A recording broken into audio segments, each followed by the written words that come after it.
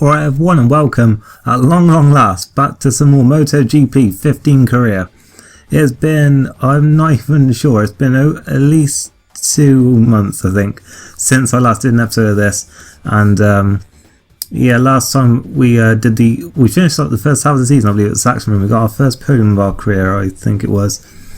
And today we're actually going to be ditching the Mahindra because I'm sick of it, and I decided I was going to buy the KTM, the RC250 GP, because the performance is just a lot better of it. It's not quite as good as the Honda, but I couldn't be bothered to wait any longer to save up the money for that one.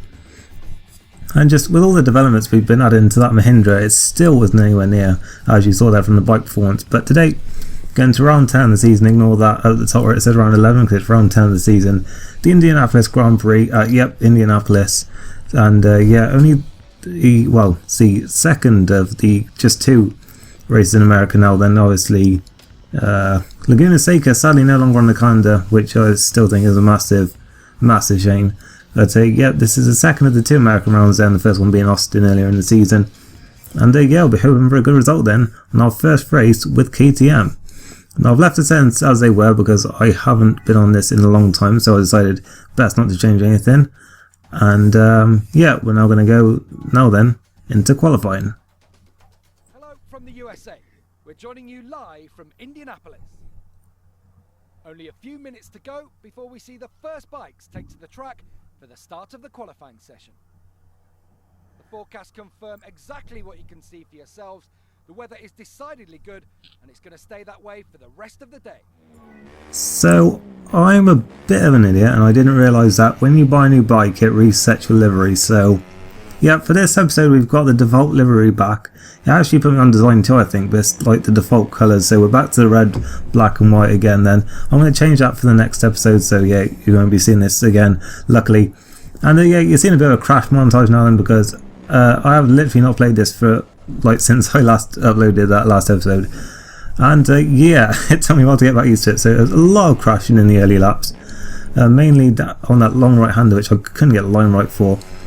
But eventually I did stop crashing for long enough to set a competitive time. Across the line we can then a 44.5, which is 1.7 to pace, 15th, not too bad, around where we were with Mahindra. And obviously we do need a bit of time to get used to this KTM. But then on the next lap, in sector 3, just out of nowhere, we'd set 2 orange first sectors, but then out of nowhere in sector 3 we were up by half a second on the provisional pole time. So let's see what this is then as we come to the line. This could be very good. We could be challenging for pole here if we get this final sector right then. Across the line, and it's a 42.5 to go provisionally fastest then by 0.3 of a second. And in fact we didn't even set another time after that, because that did actually end up being pole position in the end then by 0.3 of a second. I believe that's the second time in our career we've done that. I think it was Le Mans where we got our first pole with Mahindra. But yeah, what a way to start our time with KTM then. I believe the second of the KTM was Oliveira, who was like half a second behind. It's obviously Danny Count on Honda for that. And we're now going to go then to the race. Hello, we're joining all you racing fans live from the Indianapolis circuit. It's the temple of American motorsport, and the 10th event of the Moto3 World Championship is about to begin. The weather is fine and the temperature is perfect for racing, so we're just waiting to find out which riders have opted for hard tyres and which have gone for the soft. So yeah, we're on the grid now then. Luckily, nice perfect conditions for the race then. Don't want any rain interrupting this chance of a really great result here then. We've got machinery now, I think, that is capable of challenging for wins, and yeah, I'm certainly going to look to do that. First time I'm asking here then with this pole position in Indianapolis as we're running through the grid now then, and yeah, pretty much as we normally see it, really looking further down there. There's familiar names down the bottom, but yeah, we're certainly hoping we can make the jump from sort of midfield to proper fighting for wins here then, as we're on the grid now then. Lights coming on now, and away we go in Indianapolis. And for once we get a decent launch actually with the KTM engine, but Oliveira there from 3rd place, straight into lead then. Very good start from him. Danny Kent's actually passed as well then. Bit of a downside to being on the outside for turn 1, even if we did have the race in line, but yeah, we actually went a little bit wide there into turn 1, and yeah, in turn 2 managed to maintain the pace from those behind just about. Then we see the Husqvarna there, and also a Strela Galizia bike, both challenging us there for position, but we managed to maintain the pace now then, and we'll have to see if we can stay with the pace of Kent and Oliveira, who are already starting to pull away at the front of the field then, and hopefully we can stick with them. Then hopefully they'll be battling a bit, and that's what they're doing, and hopefully we can pull away from Isaac Vinales and Jorge Navarro, I think, is behind us then, who are challenging us into those first few corners there, as we see Kent and Oliveira still going side by side there, and Kent looks like he's ahead for now, but they lost a little bit of time there battling, and I'm going to get in slipstream of both of them here then, as Oliveira retakes the lead then briefly, as we're now heading into this left-hander. We're going to try and sneak out the inside there. We thought about having a look there, but yeah, not close enough. Now into this right-hander, which I had so much trouble getting used to for some reason, but yeah, I think I managed to get on top of it eventually, and it was actually a pretty good line through there, I thought, as we right in behind Kent now. Then might even slip the inside of him here, maybe even Oliveira as well then. A little bit of contact there with Kent, but luckily neither of us crashing, and Kent and Oliveira still side by side. Now into this final chicane, which is actually a little bit different, I think, from how it was in previous years. I find that this time you really do have to sort of be slow in and fast out, and that's really the way you go about it. But we were certainly slow out that time, because I think I got the line completely wrong there, and that's really set us back down this long pit straight. Then it's Kent who leads across line, and from Oliveira we're third, then it's Vasquez in fourth, and I guess they're all side by side behind that, because they didn't tell us any more than that. In turn 1 then you can actually brake a lot later than it looks into that corner, as I found out during practice. I was losing so much time there in the early laps, but yeah, you can brake very, very late into that corner when you already sort of turned in really. And yeah, you can see Kent and Oliveira already pulling away quite a bit. The gap is 1.1 already, so we'll have to see if we can catch them back up now then. But yeah, if we don't get a move on, we're just going to be stuck in about for third here, because have got Vasquez right behind us now then, and I think he's Kent's teammate, isn't he? Leopard, I think so anyway, but he's been passed by Quartararo now then, so that's helping us out a little bit then, although we are a little bit in no man's land at this stage then, with those two up in front battling, and those behind also in a bit of a battle as well then. 7 tenths in front and 9 tenths behind us at this stage, and so we are a little bit, which is funny to say in Moto3, because like a gap that you'd think would be that small really is no man's land in Moto3 really, because like it's literally is like fair into fair in this series. And we see Oliveira then back at the inside of Kent then into the lead then, so it does look like the KTM is a match for the Honda then at this track. We've seen Kent dominate in most races so far this season, and yeah, hopefully KTM can take the fight to Honda in the second half of the season, as Kent was well out of shape into the final chicane there, and we're just going to slip straight at the inside of him. Thank you very much. And in fact, we've got a good run on our fellow KTM rider Oliveira then, straight past him as well then. But is he going to have the slipstream now? Then we look behind us briefly, but yeah, if he's got a slipstream now, then he should be able to pass us quite easy. I would have thought. The gap is only a third of a tenth then across the line. Oliveira's going to try and go around our outside. We braked around about the same time I think there, but he sort of cut back underneath us. We actually set a fastest lap there then. Oliveira tried to cut us up there into turn 2. He's been forced up wide because of it, and Kent's now going to try and slip at the inside of us in turn 4 I think that is, and he couldn't quite do it there then, but Oliveira did get a good drive out of the corner, as did Kent actually, so he may slip underneath us then into this long left-hander, and we have been forced out a little bit, so he may slip up or inside now then. It looks like it's going to do that. There's a little bit of contact there then. Luckily we both stayed on our bike, so, and we're back down to third place now then, but it does look like this is going to be a 3-way fight for the lead, unless me and Kent allow Oliveira to pull away now then, but we don't think we're going to let that happen, because it doesn't look like Oliveira has the pace at this stage to do so. It does look like fourth then is dropping off a little bit here then. It is looking very much like a 3-way fight with the lead now then, as we did have a little bit of a look there at Oliveira into that left-hander. It's sort of deceiving really, sort of how much of a space there is on the inside there to have a look, but yeah, we couldn't quite do it there then. As Kent had a look up our inside there then, but on the outside line we were able to get on the power much quicker.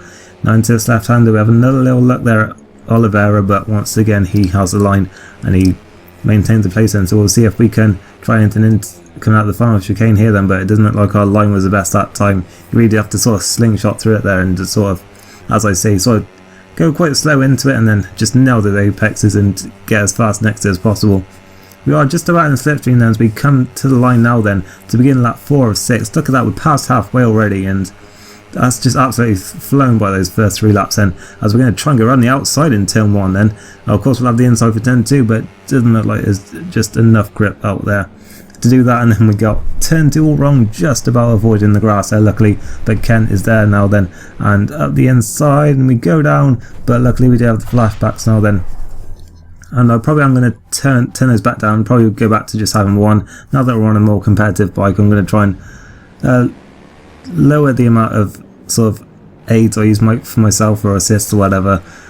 But yeah, we've avoided Kent the second time around, but has allowed Vasquez now then to get up alongside us and pass us, so we're back down to 4th place now, and so those mistakes into those first few corners of the lap really didn't help us there, as Vasquez is going to try and outbrake us, but no, on the outside we managed to stay ahead of him. In fact, we almost ran to the back of his teammate and our fellow compatriot there then, as we were defending that 3rd place. But we really should be getting on the podium today, I think, with our pace, and hopefully we can fight for our first career victory then, as Oliveira has put out a bit of a gap though, so it is looking like it will be a bit difficult here then, as we're battling with Kent then for the honour of top Brit then in this race, and Kent really had it all his own way in sort of that department, I think, apart from Sachsenring, wasn't it, the last race.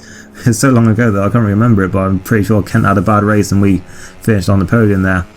But we've managed to repass Kent there, and yeah, as we saw in qualifying, I was very quick in sector 3 during this weekend, and yeah, you see there I closed up a lot to Oliveira there. You can see we already put out 4 tenths on Kent, and we're down to just 4 tenths behind Oliveira now, and so you can see that certainly sector 3 was where I was finding most of the time there, and that was where I was really allowing me to catch back up to Oliveira there, and we're just about in the slipstream then, so we are pulling him in a little bit here then.